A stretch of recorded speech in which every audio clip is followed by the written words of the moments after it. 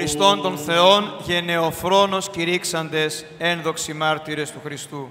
Η υμνολογία της Εκκλησίας μας στέφει απόψε τους μεγάλους μάρτυρες, ακίνδυνο, πηγάσιο, ελπιδοφόρο, αυθόνιο και ανεμπόδιστο, με ωραιοτάτους ύμνους, τους οποίους μαζί με τους αναστασίμους ύμνους προσφέρει προς ευωχίαν των πιστών.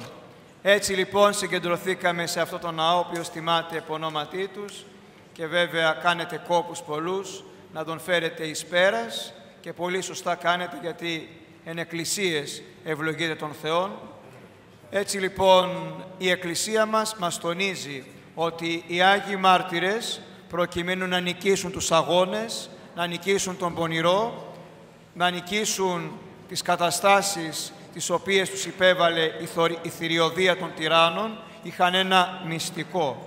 Το μυστικό αυτό ονομάζονταν θάρρος. Θάρρος, γενναιότητα ενώπιον των δυσκολιών. Έτσι λοιπόν η Αγία μας Εκκλησία μας καλεί να αποκτήσουμε όλοι πνεύμα δυνάμεως και όχι δειλίας, πνεύμα δυνάμεως το οποίο θα μας συνοδεύει σε όλες τις εκφάνσεις της ζωής μας.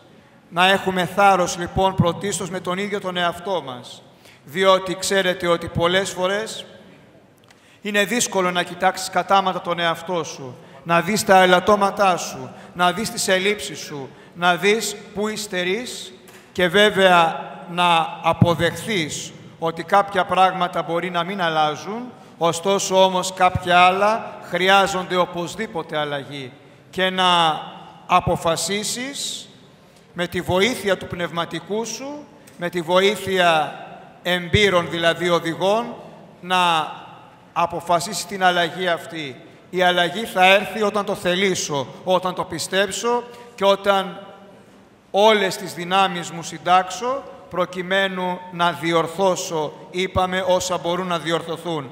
Θέλει λοιπόν πολύ θάρρος να δεις κατάματα τον εαυτό σου και στο ταμείο σου, εκεί που είμαστε μόνοι μας, να προσπαθήσουμε να πάρουμε αποφάσεις για τη ζωή μας. Δεύτερον, χρειάζεται θάρρος με τις καθημερινές δυσκολίες της ζωής.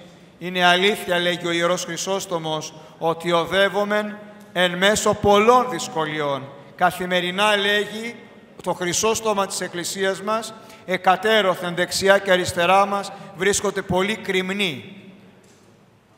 Πρέπει λοιπόν, λέει, να οδεύουμε και θαρούντες και δεδικότες. Με θάρρος, γιατί προηγούμενος μπροστά μας προηγείται ο Κύριος μας Ιησούς Χριστός.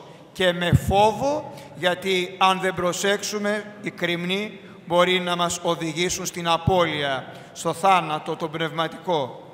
Έτσι λοιπόν χρειάζεται και θάρρος με τις δυσκολίες της ζωής, αλλά χρειάζεται και θάρρος να αντιμετωπίσει το μέλλον, διότι το μέλλον κρύβει αβεβαιότητα. Το μέλλον κρύβει θέματα τα οποία δεν τα γνωρίζει ποτέ κανείς. Εμείς όμως, όπως θυμόμαστε και στο μεγάλο παρακλητικό κανόνα, εκύκλωσαν ημάς ετου βίου ζάλε, όσπερ μέλισσε Κυρίων.